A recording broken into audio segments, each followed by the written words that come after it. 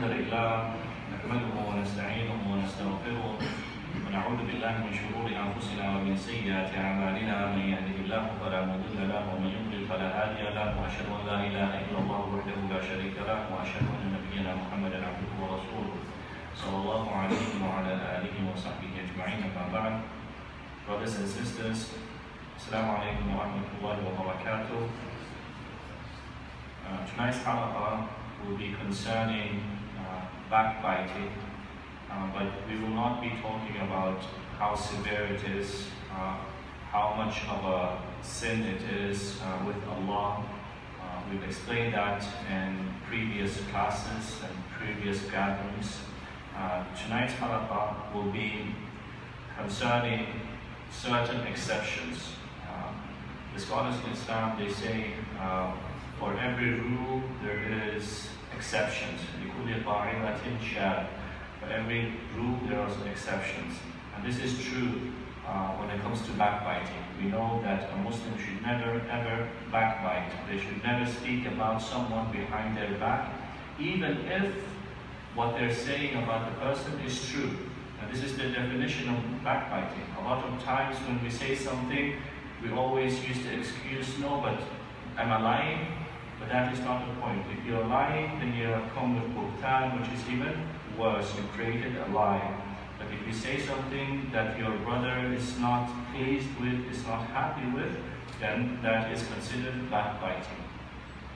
And these exceptions, some of the scholars, they said there's 6 different circumstances where it becomes permissible for you to speak behind someone's back. And the reason for these exceptions is mainly to bring about justice, to do the right thing, to avoid the bystander effect. I don't know if brothers and sisters have heard of this term. Bystander effect is when you see something happening and sometimes you're so shocked or you don't know how to deal with it, you don't want to make the situation worse in some cases. So instead of acting, you become inactive and you just become a bystander and you watch. And these 6 exceptions are there in order to prevent that and for the Muslim, for the believer to do the right thing. So what are these 6 points? The first point that the scholars mention is when it comes to dhulm. If someone oppresses someone else, if a Muslim, Allah forbid, oppresses another Muslim, then it becomes permissible for that Muslim who is being oppressed to go to the authorities and seek help, to report an issue. And by you going to the right authorities, to the judge or whoever it might be, to tell them this person did this and this to me, then that would not be considered backbiting in Islam. As long as you tell the right person or the right authority and you don't spread it around unnecessarily amongst people. You seek out the one who can do something about it and you mention the dhulm, the oppression that has happened. And again, this is one of the reasons why the scholars in Islam, they say, when a person does that, the hope, the outcome is that that dhulm will stop, that dhulm will be stopped. Another point that the scholars mention as an exception when it comes to backbiting, it is when you want to define a person. When you want to define a person, make a person known. Let's say you're having a discussion, right? You're talking to someone about some person that you met at the masjid, and you don't know how to describe them. You say, you know the Imam of the masjid, and the person will say no. You know Sheikh Ismail, you say no. You say the black Imam or the dark-skinned Imam. Then that would be considered, in any other case, that would be considered backbiting. But because now it is a way for you to define that person in a way that the people will recognize with a good intent not to belittle the person, then that would not be considered backbiting. Or if you say, do you know Muhammad, which Muhammad, the tall Muhammad, the short Muhammad, and so on. Okay? And that is only used if the person is not known by their name. Okay? It should not be something that you resort to at the very first opportunity, that you start labeling people as the short, the skinny, the fat, and so on. Because if you do that, then it will fall into backbiting. And then the scholars in Islam, they add to that, and they say another exception to the rule is when you want to warn someone about someone else. Okay? Let's say you see two people, they're walking. One of them is your friend, close to you, and they're walking with someone else, and you ask your friend, who is this person? And your friend tells you, oh, this man is my new business partner. He's my new business partner.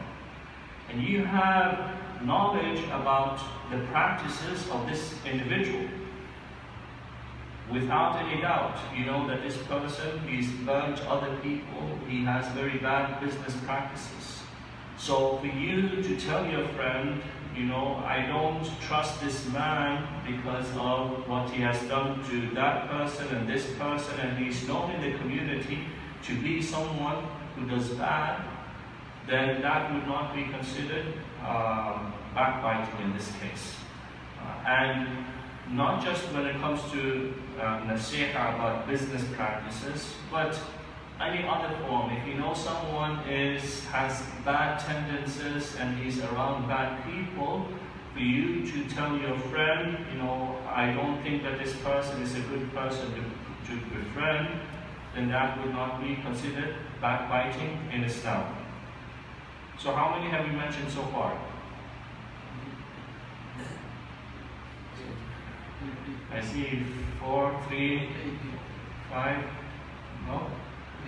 Okay, quickly, let's recap. The first one was oppression, dhulm. If someone is making dhulm against someone else, then you, as a Muslim, it is okay for you to report it, and in some cases it might become a must that you report someone that is oppressing others. The second point. Sorry? Describing someone. Yes, exactly. So describing someone that people don't know, a new person in the city, someone that people don't know by first name. And then the third one we just mentioned was? You can receive as before and advice. Exactly. So you give advice to your friend, to your family, people around you. If you know someone else is up to no good, and that is following the advice of the Prophet ﷺ, ad-deen nasiha. So it becomes like nasiha, giving advice in that sense. Another point that the scholars mention is the one who is open with their sin. Someone that is open with their sin. So much so that they don't hide their sin. This is an important concept in Islam. We are forbidden in Islam to spy on each other. Meaning what a person does inside their home is between them and Allah. If you happen to stumble across it and you see something that you shouldn't have seen, then you give that person advice and you try to bring them closer to Allah. But in Islam, we don't go and check people's phones, we don't spy, we don't peek through windows. And the only exception to this is if a person is careless with their sinning, right? You see them walking down the street with a bottle of beer in their hand, right? Or they might be in places that they shouldn't be. And it becomes so well known in a community that when people speak about this person, it does not fall under the category of backbiting. Okay? Yes, there's better ways of you spending your time than to mention or repeat the actions of that person, But if you do it, and if you do it with the right intention, saying that this person is known to be a drunk person, right? Stay away from him, then it kind of falls underneath the previous point that we mentioned of warning people when it comes to backbiting.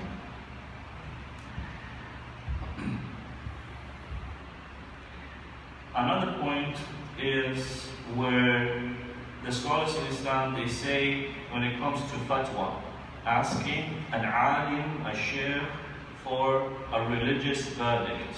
Okay? It is highly encouraged that you give as much detail as possible, because the more details you give to a scholar, the more specific the answer will be. And even if in those details you have to mention certain names or certain people, then that will not consider to be backbiting. If you go to a sheikh and you say, "Sheikh, my mother, she did this," or "my father, he did that," or something happened and you mention it in detail to that sheikh, obviously there's confidence in that sheikh that he will not pass that information on. But by you mentioning it to the sheikh, in other cases it would be considered backbiting, because you're speaking about other people, what they do, but here you are therefore seeking a religious verdict. So in that case, that should not be considered, at least it is not considered by the scholars in Islam to be backbiting. Similarly, if a father comes to the imam, for example, and he speaks about his son or his daughter, and he says, "My son, he does this," or "My daughter does that," then that would not be considered backbiting, as it is seeking some sort of help in the form of a fatwa or a ruling. And then finally, the scholars in Islam, they mention when you seek assistance to remove a munkar, something evil. And this is related to some of the points that we mentioned previously, and also to the beginning. Remember when we spoke about the bystander effect? That sometimes people, they say, "Oh, brother, don't speak about that person's mistakes." But in certain circumstances, those mistakes become so bad that it becomes a must for Muslims to interfere. It becomes a must for Muslims to interfere. Why? Following the advice of the Prophet ﷺ, that if we see munkar, that if you see something evil happening, then you have to try to make a change. So if you hear someone, for example, if you see a child in the masjid, the child is using bad language, right? They're swearing, they're using foul language. For you to go up to the parent of that child, the father or the mother, and say, "This is what this child is doing," that would not be considered backbiting. Yes, you've spoken about this person behind their back without their knowledge, but it is in order for you to be able to rectify something that needs to be changed or made good. So, in short, very brief, these are the 6 points that the scholars in Islam mention, and it's important for us to understand these 6 points and why these exceptions are made. It is in order to establish that justice that we as Muslims are commanded to strive towards, and to avoid this mentality where you turn a blind eye to bad things happening. In Islam, we strike a balance. We know the things that concern us, and we focus on the things that concern us the most. But it does not mean that when you see someone misbehaving in the masjid that you just look the other way. No. Islam teaches us to intervene, to try to sit with that person, find out what the reason is, try to help that person. So with these exceptions, a person has a better understanding that yes, sometimes you do have to speak about someone that is absent. Why? Because of the greater good. to make sure that that evil stops there.